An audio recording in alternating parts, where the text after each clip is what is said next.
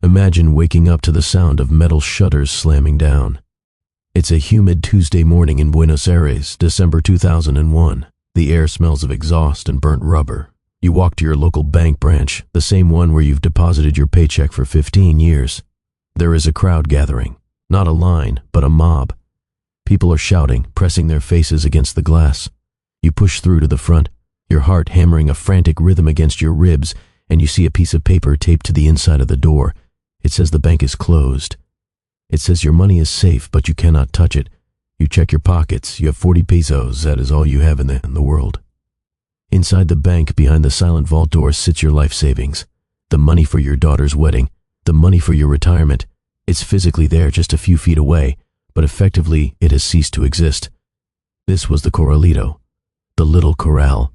In the blink of an eye, the government of Argentina trapped the wealth of an entire nation. They didn't steal it with guns. They stole it with a signature. Most people think this is a horror story unique to unstable countries. They think, that's tragic, but it couldn't happen in London or New York or Toronto. That is the single most dangerous lie you can tell yourself. I've spent the last 6 months digging through archives, dusting off forgotten executive orders, and translating emergency banking decrees from 8 different nations, and I found something that made my blood run cold. It isn't chaos. It isn't random bad luck. It is a script. There is a precise 4-stage pattern that governments use when they run out of money. It happened in the Weimar Republic. It happened in the Soviet Union. It happened in the United States in 1933. And if you know where to look, you can see the stage being set, right now, today. Let's rewind the tape, because to understand where we are going, we have to look at the masterclass in confiscation. And surprisingly, it doesn't start in a dictatorship. It starts in the land of the free. Picture America, March 1933. The Great Depression is biting hard. Families are huddled around radios, desperate for hope. A new president, Franklin D. Roosevelt, takes the microphone. His voice is calm, fatherly. He tells you that hoarding gold is unpatriotic. He tells you the banks need help. He frames it as a collective effort to save the nation. It sounds noble, but on April 5th, he signs Executive Order 6102. It wasn't a request, it was a demand. Every citizen was ordered to turn in their gold coins, gold bullion, and gold certificates to the Federal Reserve. In exchange, they received paper money, $20.67 per ounce. If you refused, you faced 10 years in prison. Think about that. The government didn't just tax your profit. They outlawed your savings vehicle. They forced you to trade real money for paper money. And here is the kicker, the part they gloss over in history class. Once the government had all the gold, and the people held only paper, Roosevelt devalued the dollar. He raised the price of gold to $35 an ounce.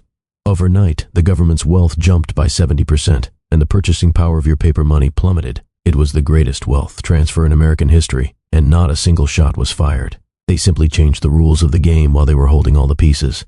This is stage 1 of the pattern, the trap.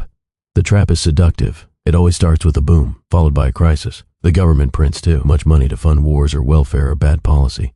Debt piles up. They need a way out, but they can't just tax you 90%. You would riot. So they choose a subtler path. They encourage you to keep your money in the system. They offer interest. They offer safety. They build the walls of the corral around you, but they leave the gate open just enough so you don't panic out until stage 2 hits, the freeze. Let's fly across the Atlantic to Cyprus, March 2013.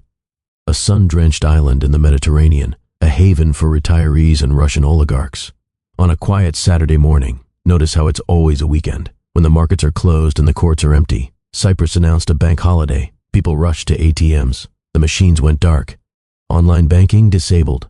The European Union and the IMF had decided that the banks were insolvent, but instead of the government bailing out the banks, they decided on a bail-in. This is a term you need to burn into your memory. Bail-in. It means the bank saves itself using your money. In Cyprus, if you had more than 100,000 euros in your account, the bank simply took a chunk of it.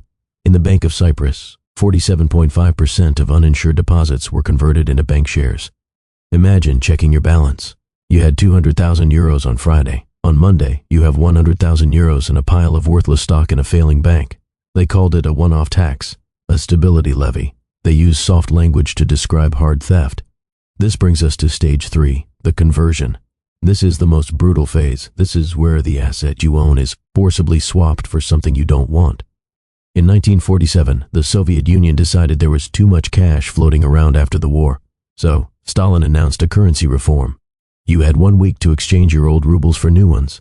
The catch? For cash you kept at home, the exchange rate was 10 to 1. 10 old rubles got you 1 new ruble. You lost 90% of your purchasing power instantly. If you had money in the state bank, the rate was better, but still painful. It was a direct attack on savers. It was a punishment for prudence. Fast forward to Brazil, 1990. The day after his inauguration, President Fernando Collor de Mello froze 80% of all bank accounts in the country. 80%. If you had money in a savings account, overnight markets, or checking account, it was locked away for 18 months. In exchange, the government gave you a promise to pay it back later. In a currency that was being eaten alive by inflation. People committed suicide. Businesses collapsed. The government claimed it was necessary to stop hyperinflation, but the result was the same. The middle class was stripped of its liquid assets to plug a hole in the government's balance sheet. You might be thinking, okay, but these are extreme examples. Gold bans, Soviet decrees, that feels ancient. So let's look at a modern digital version. Let's look at Canada, February 2022. Regardless of your politics on the Freedom Convoy, look at the financial precedent that was set. The government invoked the Emergencies Act. Without a court order, without due process, banks were ordered to freeze the personal and corporate accounts of anyone involved in the protests. It didn't matter if you were a truck driver blocking the street or a grandmother who donated $50 online. Your access to the financial system was cut. Your credit cards stopped working. You couldn't buy groceries. You couldn't pay rent. This is the evolution of the pattern. In 1933, they needed physical vaults to confiscate your gold. In 2022, they just needed to flip a digital switch. This brings us to Lebanon, 2019. This is perhaps the most tragic modern example because it was a slow-motion car crash. For years, Lebanese banks offered incredible interest rates on dollar deposits, 10%, 15%. People poured their life savings in. It was a Ponzi scheme run by the state. When the music stopped, the banks didn't officially close. They just stopped giving out dollars. They would let you withdraw your dollars in Lebanese pounds, but at an official exchange rate that was a fiction on a black market. A dollar was worth 20,000 pounds. The bank would give you 3,000. Every time you withdrew money to buy bread, you were taking an 85% haircut. It is a stealth confiscation. The money is there on the screen, but it is a mirage. So, we have the United States, Argentina, Cyprus, the USSR, Germany, Brazil, Canada, and Lebanon. 8 different cultures, 8 different time periods. But the pattern is identical. Stage 1, the denial. The government spends beyond its means and convinces you the economy is strong. Stage 2, the freeze. A crisis emerges. Access to capital is restricted. Stage 3, the conversion. Your assets are forcibly swapped or devalued. Stage 4, the reset. A new system is introduced, and your old wealth is gone. And that brings us to the most important part of this story, the part that concerns you and me, right now. Stage 1 is happening again. Look at the debt metrics of the Western world. The U.S. national debt is vertical. The UK, Japan, the Eurozone, they are all drowning in obligations they cannot pay with real value. They have 2 choices. They can default, which means telling bondholders we won't pay you. That causes a global collapse. Or they can inflate it away. They can pay back the debt in currency that is worth less. We are already seeing the soft freeze. Have you tried to withdraw more than $5,000 cash from your bank lately? Have you noticed the questions, the forms, the suspicious looks? They are conditioning us to view cash as suspicious. They are slowly closing the exits. But the real twist, the stage 3 of the 21st century, isn't going to be soldiers taking your gold. It's going to be CBDCs, central bank digital currencies. Imagine a currency that is programmable. The government can dictate not just how much money you have, but what you can spend it on. They could put an expiration date on your savings to stimulate the economy. You don't spend it by December 31st, it vanishes. They could apply negative interest rates directly to your wallet. They could freeze your funds if your carbon footprint is too high, or if you donated to the wrong cause. With a CBDC, the corralito isn't a metal gate, it's the code itself. You are in the bank even when the money is in your pocket. I know, this feels heavy, it feels overwhelming. When you look at history, it seems like the little guy always loses, the house always wins. But there is a crack in their armor. Every single time this confiscation pattern played out, there was a minority of people who saw it coming. The people who didn't listen to the soothing voice on the radio. The people who watched the actions, not the words. In Weimar Germany, the people who survived weren't the ones with the biggest savings accounts. They were the ones who owned things, real things, farms, tools, foreign currencies.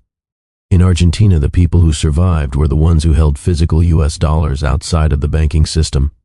The antidote to confiscation is self-custody. It is the realization that if you have a counterparty, if someone else has to say yes for you to access your wealth, you don't actually own it, you just have a claim on it. This is why we see a resurgence in gold and silver. It's not just about price, it's about possession. An ounce of gold in your hand doesn't rely on a bank server or a government decree. It just is. This is why Bitcoin was invented in the ashes of the 2008 financial crisis. It was specifically designed to be censorship resistant, to be a bearer asset that you can hold in your head, that no border guard can seize and no bank manager can freeze. The solution isn't to run for the hills and bury your head in the sand.